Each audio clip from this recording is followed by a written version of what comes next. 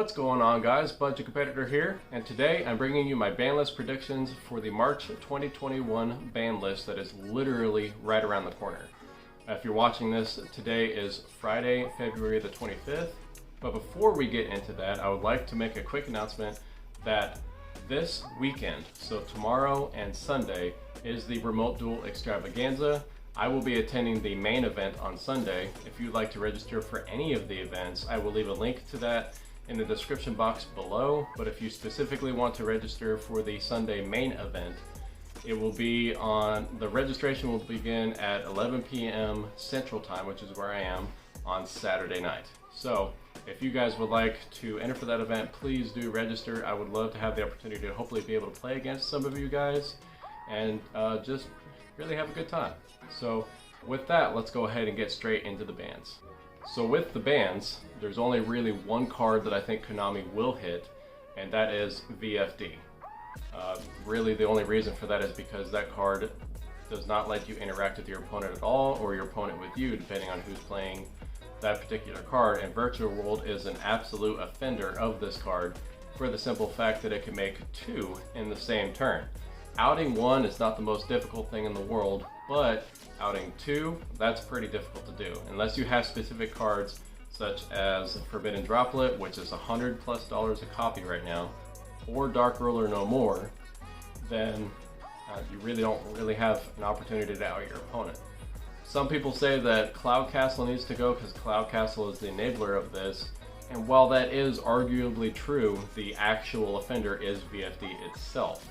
VFD itself, you detach a material, call an attribute, and your opponent cannot interact with you anymore. So with that, I have chosen VFD to be the card to be banned.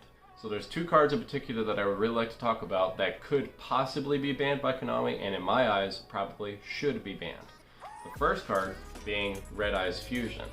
Now there is a very specific reason behind this, because while a lot of people say that Dragoon is not a problem, at the current time it is. But let's just say that they do a hard reset on this next ban list and completely kill all of the top decks.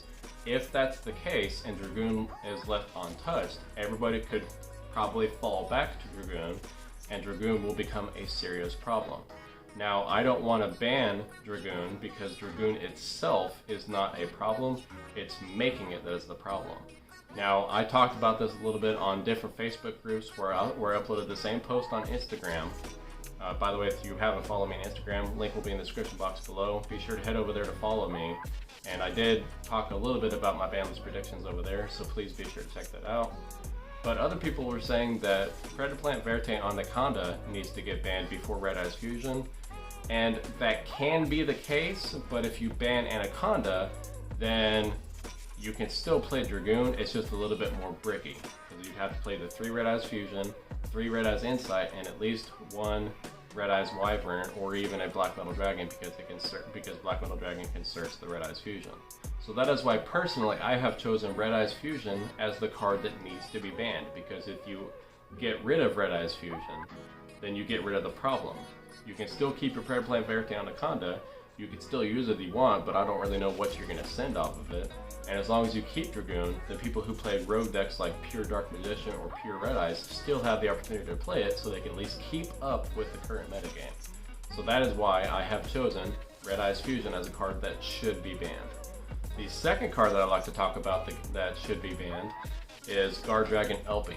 Now, that's going to make a lot of people mad, and myself included, because I do play Dragon Link. There is a reason behind that, and that is simply because it is this time of year when Konami usually does their hard reset ban list. Now, we haven't been playing in-person events that are sanctioned by Konami for almost an entire year now, so who's to say that they even will? But if they do, Dragon Link would probably be hit too. GUARDRAGON ELPY is the card to hit in some ways, not all of them, because you can still play Dragon Link without GUARDRAGON ELPY, but it does hurt the consistency at least just a little bit. So if they want to put this deck in check, because it is rising up, it is becoming a top tier contender once again, just like it did in the previous formats. It is becoming a top tier contender, and if Konami wants to address that, they need to do so now rather than in the future. if they were to knock out all these other top decks and just let Dragon Link rage on the way that it is. So that's my pick for the bans on what will and should be hit. So let's go ahead and move on to the limiteds. Now, in particular on the limited part, I have 4 picks. On my Instagram post, I had 3 because I did forget about one. So the 4th pick is going to be Firewall Dragon. That's simply because we have the errata. It's being printed in Ghost from the Past. It has been confirmed that it's coming back as a Ghost Rare, so it only makes sense that they would go ahead and take this off the ban list. And while we haven't received the errata yet, I strongly believe, like right after this ban list, they will put it in the system that it is an errata, so you can play the Firewall Dragons that you have, but you need to make sure that you have the copy of the new text of the card on hand to let people know that it does have an errata. It's not as busted as it once was. If anybody would be playing it, the only decks that I could see playing it at the moment is Salamagreat, and even then, the card is just so dead, there's like no use in even playing it anymore. So on my second card on the limited list, I'm going with Heavy METALFOES ELECTROMITE. Now, I don't want to see this card come off the ban list. I really do not want to see this card come off the ban list. But with the new pendulum support that's coming out of the deck building set that's being released, I believe in April or May. I don't remember what the name of the archetype is, but many of you probably know what I'm talking about. So with that archetype coming back, it only makes sense that Konami would want to put it to 1 to help sell the product. Now, I've looked over the archetype. I don't think the archetype's going to be doing anything at all, at least not right off the bat. I could be wrong, but after reading the effects and the amount of restrictions that are on each effect almost makes it unplayable to me. I could be wrong. Hopefully I can be proven wrong, but as much as I don't want Heavy METALFOES ELECTROMITE to come off the ban list, I believe that it will. So the next 2 that are probably going to come off the ban list, there's actually 2 that I'm going to include in this segment just because it's, you know, pretty much for the same reason, is Salamagreat Marasgalio and Orcust Harp Horror. And my reasoning for that is because Salamagreat is rogue at best. It's not really doing anything. It has included cards such as Access Code Talker, and Marasgalio can summon from the deck, but it does lock you into fires, which then locks you out of Access Code Talker. The banning of Marasgalio really did help unlock the deck's true potential, but the deck eventually did fall off. And with Marasgalio coming off, I really don't think it's going to be doing a whole lot in the deck, unless they were to somehow, for some reason, bring Gazelle and Circle back to 3, but that'll probably never happen, unless they give those cards erratas, which I don't see them doing anytime in the future. So with Harp Horror coming off, a lot of people are saying that it would definitely put Orcust back at the top tier, but a lot of people said that whenever Gearsu got released, and Gearsu didn't do anything for the deck. It helped extend the deck a little bit, and that's pretty much the same thing that Harp Horror would do at 1, not 2 or 3, just at 1. So that way it's a good extender. And if you were to send your Harp Horror off of your Orcust Nightmare, and your opponent was called by the grave on your Harp Horror, well, there goes your extender. So there's a lot of ways to out Harp Horror. Orcust probably won't be doing anything in the future meta, at least at this particular time of me looking through different cards that are coming out and stuff. But at the current moment, Orcust isn't doing anything. I don't think it'll be doing anything if Harp Horror is to come back to 1. There is also one card in particular that I'd like to talk about that could potentially come off the ban list, or really 2, I guess. I would really only hope for the 1, not the second one, and I'll get into that in just a second. But the card that could come off the ban list is Sky Striker Mobilize Engage.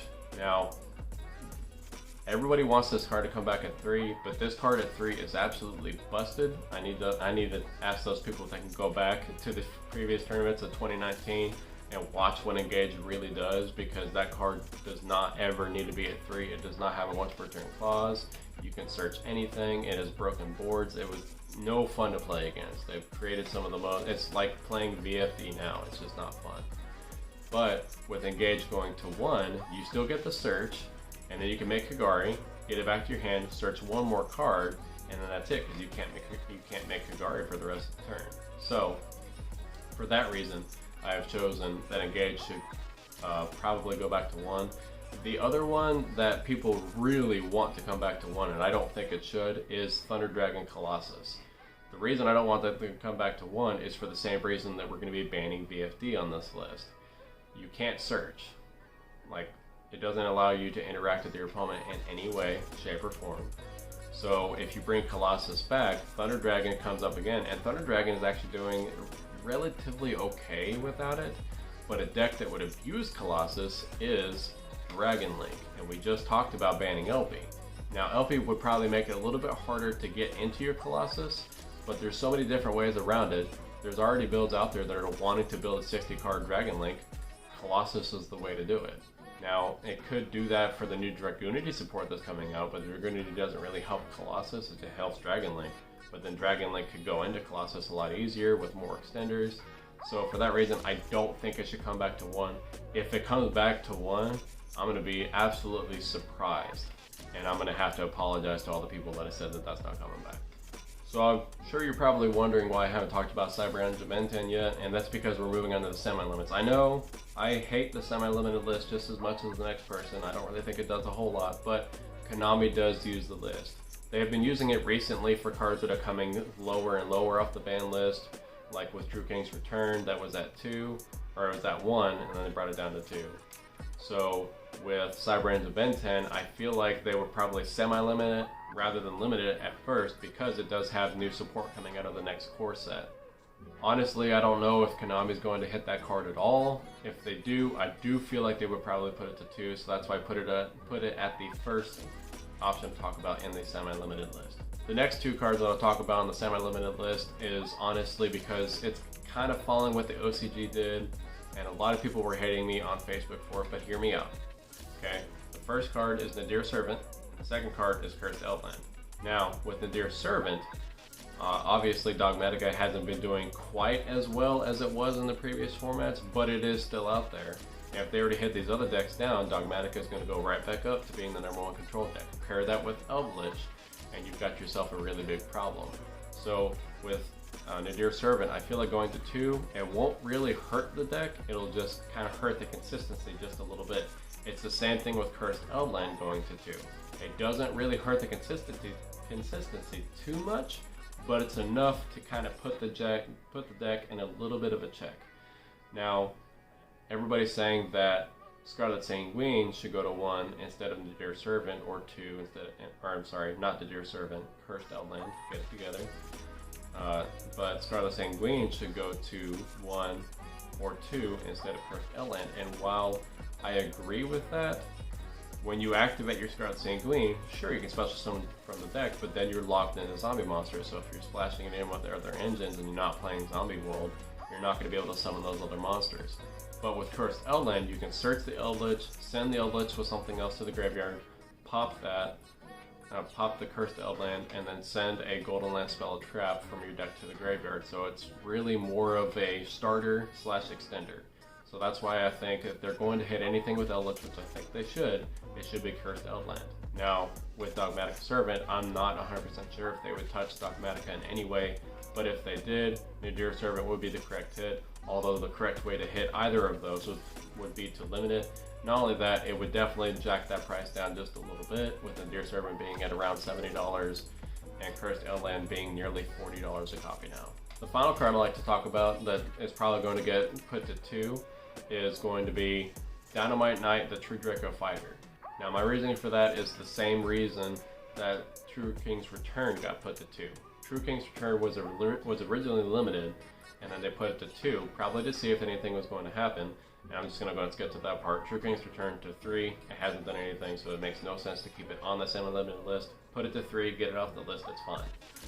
With Dynamite Knight, it only makes sense that Konami would go ahead and hit that card to 2 to make sure it's not going to do anything and then take it off. Although I will say that Diagram needs to stay at 1, that card never needs to come off. Whether you say True Draco is dead or not, Diagram is a busted card and needs to stay on the ban list. Well guys, that's it for my ban list predictions. If you guys are new to the channel, please make sure to hit that subscribe button, click the little notification bell so you never miss an upload. If you guys liked the video, please be sure to smash that thumbs up button, it would really be great. Also, come follow me on Instagram, Discord, and Twitch. Links will be in the description box below. And bear with me a little bit, I'm still learning Twitch, still learning the software and stuff, so it's going to be a little bit, but I appreciate you guys' love and support. We are almost to 100 subscribers, so let's just smash. Let's get that up to 100 subscribers before the end of the month. We only have a couple days left. But I appreciate you guys very much, and with that, have a wonderful day.